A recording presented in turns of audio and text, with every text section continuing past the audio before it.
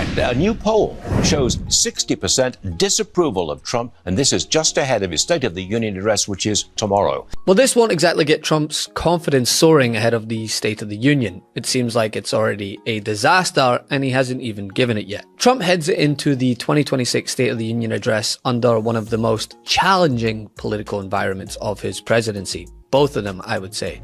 And long before he utters his first line, he's already up against it. And don't take my word for it. Just listen to hosts on Fox News, of all places. Tariffs. Is it a losing proposition for Trump? I'm asking you a political question, I guess, but what do you think? Is this what's causing the disapproval? It is a losing proposition. My goodness, the Supreme Court gave Trump an exit ramp to get away from tariffs, to get away from his obsession with tariffs as being a cure-all for what ails the U.S. economy. He didn't take advantage of it. When people voted him into office, they wanted a containment of price inflation, less price inflation. And unfortunately, there is no way in the world that the imposition of tariffs helps Trump and the Republican Party help to make America affordable again. There was a study by a Federal Reserve economist and group, I think, that said, look, 90% of the tariffs have been passed on to American consumers and businesses. Now, Kevin Hassett, the president's chief economic advisor, says that's a faulty study. Ignore it. What do you say? Were the tariffs passed on to consumers? The prices of tradable goods, of tangible goods for the most part, are higher than otherwise because of tariffs. You know, right now we have goods price inflation at about 1.7%. Some might say, well, that's tolerable. But if we go back to Trump's first term in office, prior to COVID, goods price inflation didn't exist. I think we had goods price deflation for the most part.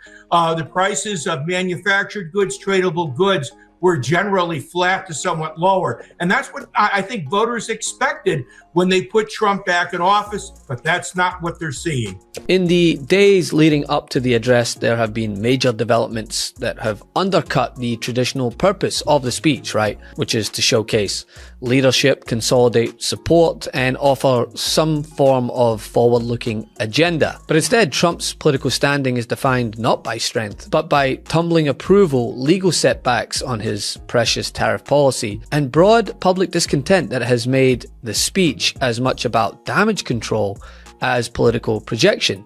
I mean, let's start with the polling, right? Because, man, I hope the dude has some Aquaman gills, because he is underwater on a hell of a lot. A Washington Post ABC News Ipsos poll conducted just a couple days before the State of the Union found that Trump's approval is sitting at around 39%, with 60% of Americans disapproving of his performance. That's a level of negative sentiment that he's not seen since the days after the insurrection. Even within his own party, enthusiasm is softening, right? With fewer Republicans saying they, quote, strongly approve of his performance than at earlier points in his term. And this is where it gets really interesting, right? Among independents, his approval falls to just 26%. It was 43% last February. No matter how much he lies about fake news or fake polls, these are the numbers, and he can't get away from it. Then I had to go through, and I still do, fake stories, fake polls.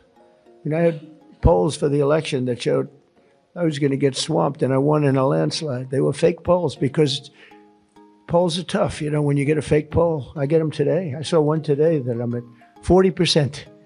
40%. I'm not at 40%. I'm at much higher than that. I mean, I'd love to run against anybody. The real polls say you kill everybody. It wouldn't even be close. But you go through the fake polls, you go through the fake stories. But talk about what is driving this drop for the president. What is driving this drop? I said record was the name of the game when it came to this segment, right? Talking about the lowest Trump has ever been going into the State of the Union, the lowest that any president has been this century going into a State of the Union at this point in their presidency. It is also the weakest that Donald Trump has ever been with independents. Look at this drop.